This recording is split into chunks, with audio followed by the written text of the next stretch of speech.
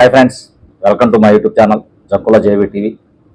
Elections అయితే సంపూర్ణంగా జరిగిపోయినాయి. Results అయితే రావడం జరిగింది. టీడీపీ ప్రభుత్వం భారీ మెజార్టీతో గెలుపొంది అధికారాన్ని చేజిక్కించుకుంది. టీడీపీ పార్టీ సీఎంగా ప్రమాణ స్వీకారం చేయడానికి చంద్రబాబు నాయుడు సంసిద్ధంగా ఉన్నారు. రాష్ట్రం మొత్తం మరలా గాడిలో పెట్టడానికి అవకాశం ఏర్పడింది.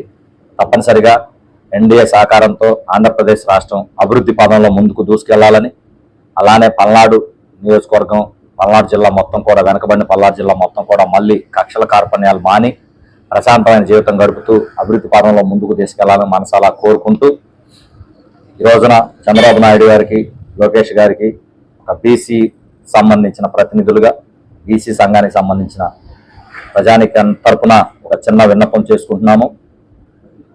దయచేసి మా విన్నపాన్ని మన్నిస్తారని కూడా కోరుకుంటున్నాము.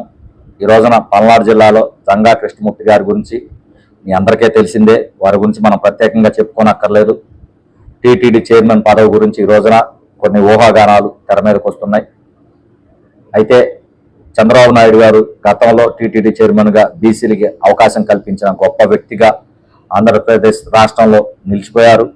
మరొక్కసారి ఈ యొక్క టీటీడీ చైర్మన్కి సంబంధించినటువంటి పదవిని బీసీ సామాజిక వర్గానికి కేటాయించి, అందులో కూడా జంగా కృష్ణమూర్తి గారు లాంటి గొప్ప వ్యక్తికి యొక్క చైర్మన్ పదవిని ఇచ్చి రాష్ట్రంలో ఉన్న బీసీలందరికీ సముచితమైన గౌరవాన్ని ఇస్తారని మనసారా కోరుకుంటున్నాము.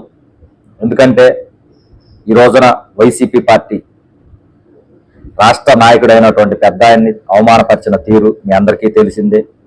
ఒకానొక దశలో టీటీడీ చైర్మన్గా ప్రమాణ స్వీకారానికి కూడా సిద్ధమవ్వండి అని సంకేతాలు ఇచ్చి, తదుపరి వాళ్ళ యొక్క సామాజిక వర్గానికే ఆ యొక్క టీటీడీ చైర్మన్ పదవిని కట్టబెట్టుకొని బీసీల ప్రతినిధినైనటువంటి కృష్ణమూర్తి గారిని తీవ్రంగా అవమానపరిచిన సంగతి కూడా మీ అందరికీ తెలిసిందే.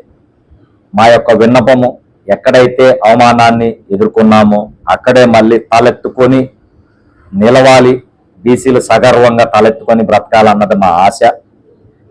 దయచేసి చంద్రబాబు నాయుడు గారిని మేము ఒకటే రిక్వెస్ట్ చేస్తున్నాము.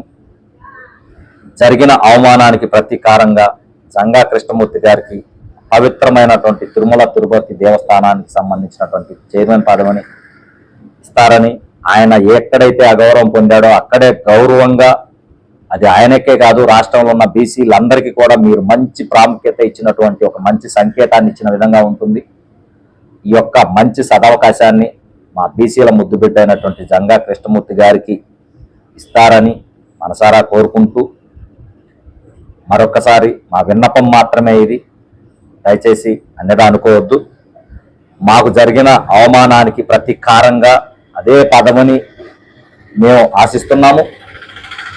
ఆ యొక్క అవమానానికి ప్రతీకారంగా రివెంజ్ తీర్చుకోవాలనే కసితోటి మేము దయచేసి మిమ్మల్ని రిక్వెస్ట్ చేస్తున్నాము. టీడీపీ సంబంధించినటువంటి ప్రతి ఒక్కరూ అర్థం చేసుకుంటారని, చంద్రబాబు నాయుడు గారు, లోకేష్ గారు కూడా దీని గురించి ఆలోచిస్తారని, ఆంధ్రప్రదేశ్ రాష్ట్రంలో పెద్దాయనగా పిలువబడే జంగా కృష్ణమూర్తి గారికి యొక్క సముచితమైన గౌరవాన్ని మీరు కల్పిస్తారని, ఇప్పటికీ ఆయన్ని మీ పక్షాన చేర్చుకొని మీరు ఇచ్చిన బాధ్యతను సక్రమంగా నిర్వర్తించి మీ దగ్గర మంచి మన్ననలే పొందారు. ఆయనకి కూడా మీరు సముచితమైన స్థానాన్ని కల్పించారు.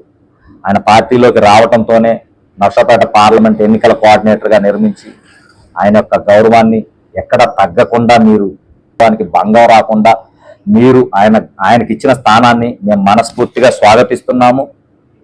మీరు చూపిన ఈ యొక్క గౌరవానికి ప్రతిగానే మేము ఖచ్చితంగా కసితో పనిచేసి టీడీపీ పార్టీ యొక్క గెలుపునికి చిత్తశుద్ధిగా పనిచేశాము. దానికి కొనసాగింపుగా మేము పొందిన అవమానానికి మీ ద్వారా మళ్ళీ ఈ యొక్క చైర్మన్ పదవిని పొంది ఆ వైసీపీ పార్టీ తలుచుకున్నటువంటి తప్పుడు నిర్ణయాలకి చంపపెట్టులాగా నిలవాలి అని మేము కోరుకుంటున్నాము. మా ఆశని, మా కోరికని మనసారా మన్నిస్తారని చెప్పేసి కోరుకుంటూ, జై జవాన్, జై కిసాన్, జై హింద్.